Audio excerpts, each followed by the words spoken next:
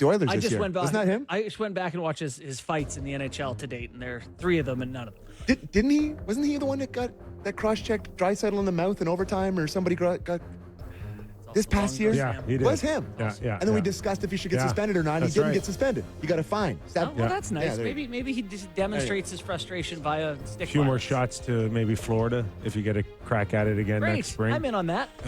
So much again from the Marner conversations over the past years on, 12, 13 and a half, 14.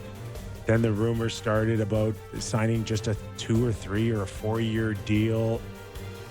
Much surprised to just hear how simple it was. 12 times 8. Yep. Rantanen. Yep. That's a piss off for me. For sure. After being, all these conversations in Toronto. Like, it's really, really frustrating that it's like immediately respectable deal. Like, he's right where he should be in terms of value. He's going to outperform his value over the length of the time. It's going to look like a great contract. And if he signed that here, Totally different. Isn't that maybe just a reflection of just how crazy like the media market is on particular stories once they're fixated? Because it was always the perception up there was always about the money for him, and he's greedy, and he's me and a few others accused of driving his price up, and then all of a sudden it's just like 12 times 8. Yeah, but he did it in the tax-free thing, right? Like, he wanted to go to a tax-free place. He went to a tax-free place, and he got $12 million, which is but it wasn't 12.2. It was 12.5. It the was equivalent of that here, right? as we've But talked this is about. what's frustrating. It's like he's made $100 million or 70 or 80 or whatever it is, so now he can not grind for the 0.2 or 0.4, and he did it somewhere else where suddenly they're going to have flexibility to add and keep and things that people wanted here. So Correct me if I'm wrong. Can I ask you, Kipper? Because there's that story out there that they made him a huge offer midway through this season, to make him the highest paid player in franchise history. Did that happen? Yes. Okay. Yeah. So, and I've also gone on record that said they could offer him $20 million a year and he won't stay. So that's probably what. That's part of why he's going to get booed. It was never about the money. Right. Yeah, but I mean, when you have to understand the perception from a fan base, Kip, when you get offered the largest contract in franchise history and you turn it down and you leave the first second you can. Yeah, well, listen, that's a tough pill to First of all, what's Matthews is at 3.25, right? 13. I'm sorry, 13.25. Yeah. So it was in that neighborhood, and I think they would have passed Matthews if they thought he'd legitimately consider it. Yeah. So I believe that it was out there for him here in Toronto to go there, but he needed a change. And did you guys read his statement today? I did, Yeah. What did you think of it? Well, I saw 2 things. I saw someone say if he had spoken like that once over his time here, he'd have been perceived a lot better. And then I saw someone else run it through a ChatGPT, which said 100% likelihood written by ChatGPT. So there was some skepticism. Yeah. It was a nice note, Kip. The sentiment was good. I tried my best, but it wasn't good enough. Yeah, he said the right things. Right? Why did he never say that after a playoff series game? Yeah, it was well done on his part. Nobody did. I know. Yeah, I don't know. Maybe. But I mean, Tanev did. Yeah, those are all legitimate questions. Yeah, for sure.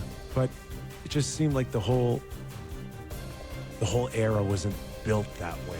Well, I think you've alluded to this, Kipper, and you as well, Borny, that it just was not the right mix of guys, and the lack of accountability. These guys kind of fed off each other. But I think the way that Marner, maybe just the way he spoke to the media and just some of the stuff he said and the way he said it just rubbed people the wrong way, straight up. And I don't know if it's fair. I don't know if that's true. Yeah, but he did at times struggle articulating the way he felt, and no bigger example of that than we're treated like gods here, and how people could take it right away, and which he was 100% right about. Right? Yeah. Which people took the wrong way when in fact that's not what he was insinuating. But I have trouble with how it felt like it was viewed as Succession, and these guys were vying for the top spot, and it was acrimonious between the Marner camp to the Matthews camp about almost this race to be the guy. And I will say, seeing new Tavares deal, a nice deal you like, Marner gets a fresh start, like it feels nice that they can almost turn the page. I don't know if it's good. They're going to be worse.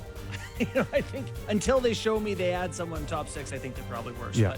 But it does feel like it was time. So is this the new standard now with guys needing to come in and prove that you could leave money on the table? Like Boston was the whole thing. When it's all said and done, like Tavares was clearly in a position where he's just going to take whatever they gave him. He's not moving. Okay. Nice to me is a real good sign that he left a little bit, not a ton for me, because he was right up there in that 8.25, and then no more on a 6-year deal. If you want to go 8 years, I could see him asking for 9 or 10, and even 9 or 10 would have bothered some people on 8 years. Yep. Right. So good on him.